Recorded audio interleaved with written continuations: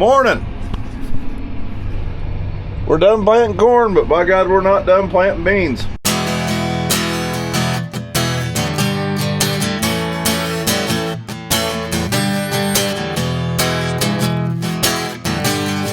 So Dad's been planting the beans. We still have about 400 acres left of beans though. And we are also behind on spraying, so Dad's the guy that does the spraying usually. He's going to spray and I'm going to plant the rest of the beans, or plant some beans today, but we've got scattered showers all in the vicinity. It's sprinkling on the windshield now, but I know just as soon as we sit around and don't do anything, it won't rain and we'll just lose a couple hours. So we're at least going to get everything moved up to the next field, unfold, and reassess there. Slightly different hood profile. First time using the new Ag Leader 1600. Looks a little different.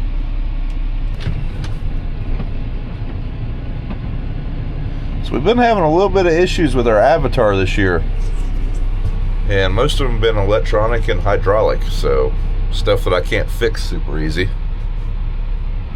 Now, one thing I've always liked about the Avatar, there's a usually a way to work around things. So there's a potentiometer back there. It tells that bar when it's in the ground and when it's out of the ground, and it also does this fold sequence for us. Like I push the button on the monitor, and then it does the fold sequence all by itself. Well, that potentiometer is what helps do that. Somewhere we've got a bad wire or something, because we replaced the sensor. It's still a little messed up, but you can shut that potentiometer and do everything manually, so that's kind of nice. One thing I really missed when running the Massey was Smart Path, which is the guidance pattern we're using now.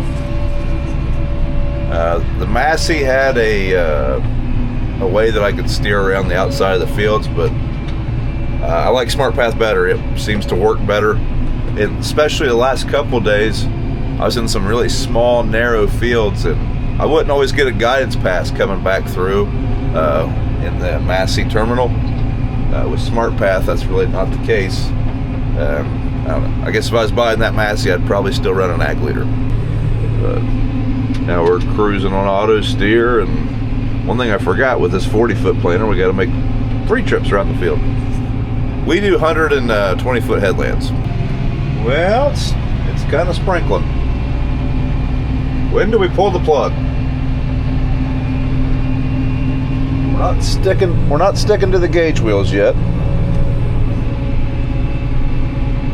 But we've still got 18 acres to plant in this field, and I don't think we're going to get that once this stops soon. Well, maybe it's time to go refill our coffee cup and watch the rain for a minute. Yeah, we're starting to stick a little bit. We're definitely going to stop for a little bit. It's getting a little sticky. But if it doesn't rain much, we haven't got enough accumulation to really matter yet as far as keeping us out of the field. Now it's raining harder as soon as I get out of the tractor. I think I have an opener wheel with a bearing out, possibly.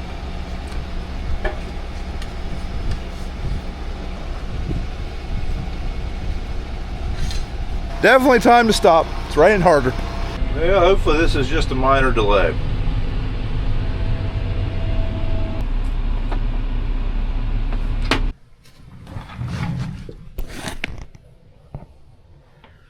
Today's video is sponsored by Brunt. So this is a few days later after the unboxing, and well, my Brunt bullocks are still very, very comfy. These are like my shop slippers. I've been wearing lace-up boots for quite a while now, and while I still really enjoy that style boot, it's probably my favorite as far as comfort. I wanted something I could just throw on in a hurry, be it chores or working in the barn or anything like that, and these have not disappointed. Plus they're unlined, so I wear a pair of USA Marin boots, and they are a lined boot.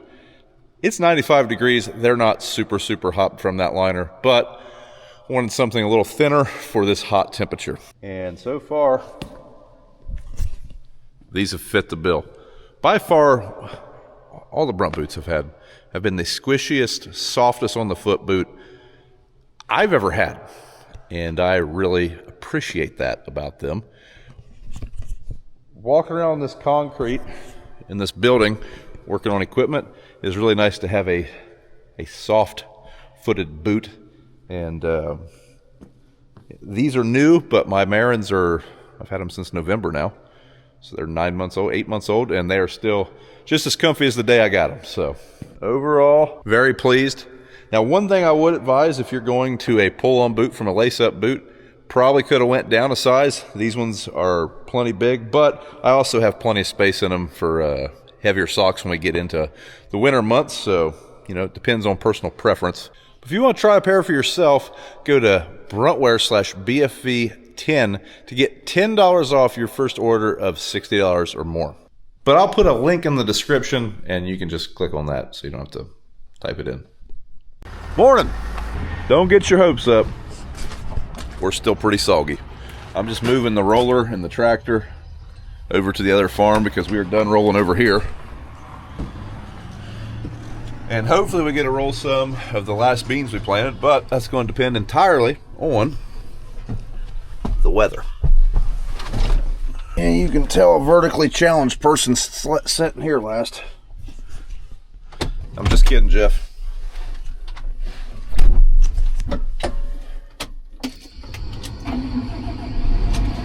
This year we've definitely rolled more than we've rolled in the past. Pretty well like the roller, but whenever the time windows started getting shorter and shorter and we started getting short on manpower, like the last 300 acres we did not roll. So we'll have a good comparison, I guess, when we come to harvest season on rolled ground versus non-rolled ground. I don't know how big of a yield bump we're going to see, but I guarantee you the combine operator and the sprayer operator this summer will notice a huge difference. We're a little flat spotted on the tires.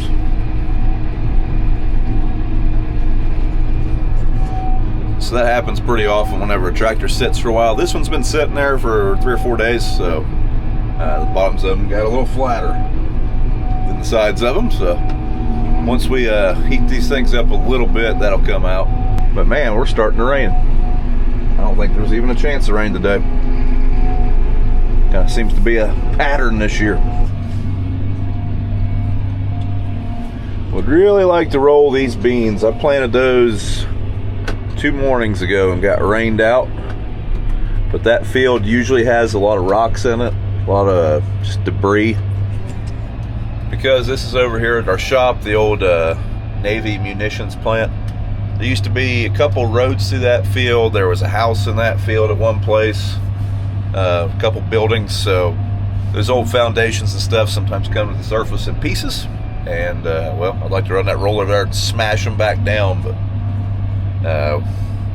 the weather doesn't dry out. I don't know if that's going to happen.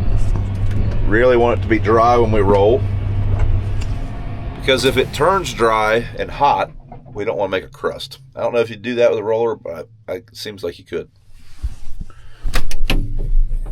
But we also got to make sure the beans are at the right growth stage.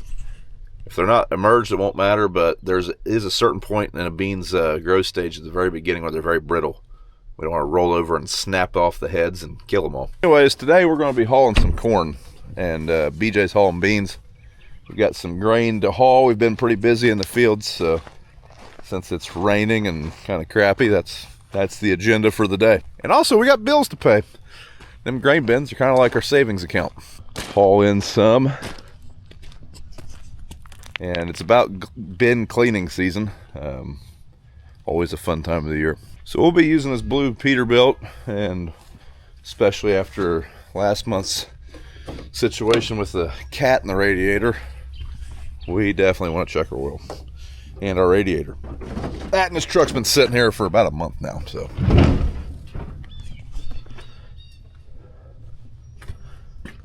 Yeah, nothing in the fan area.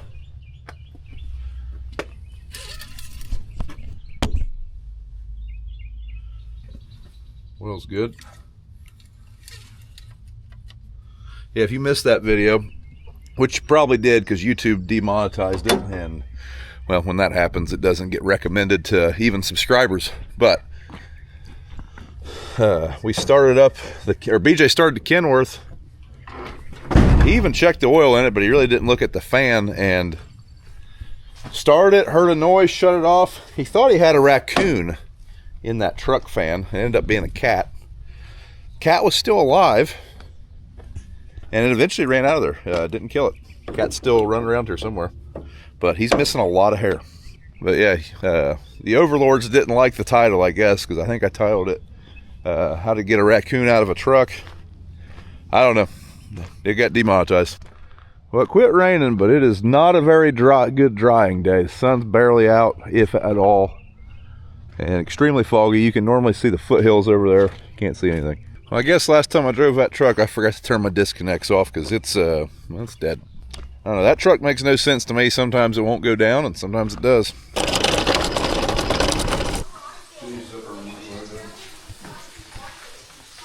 There, fried mushrooms.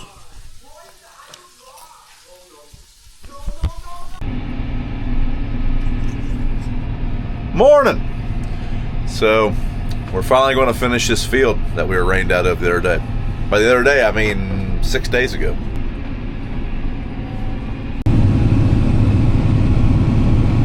Well, usually we'd be doing this a lot sooner in the year, but always feels good to be planting by the house. Planting in front of my front yard, basically.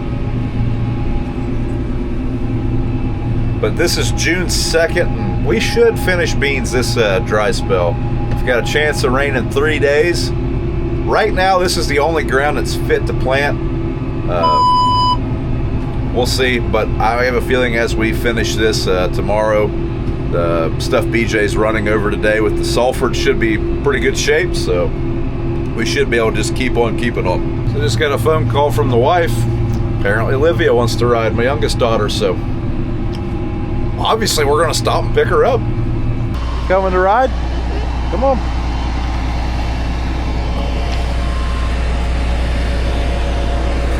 So who's your stuffy there? Andy. Andy? Mm-hmm. That's an interesting dog name. That's named and not me. So we need to fill up with beans. We are down to boxes of beans now instead of bulk bins. These boxes on the tender, and we will fill up and proceed. Must be bored when you're reading the instruction book, huh?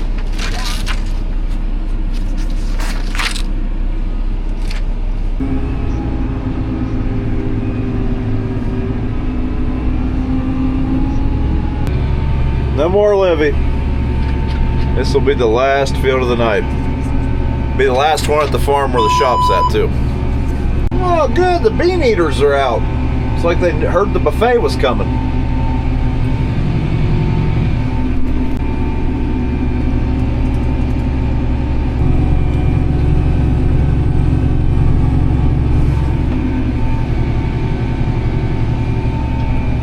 Well, field's planted.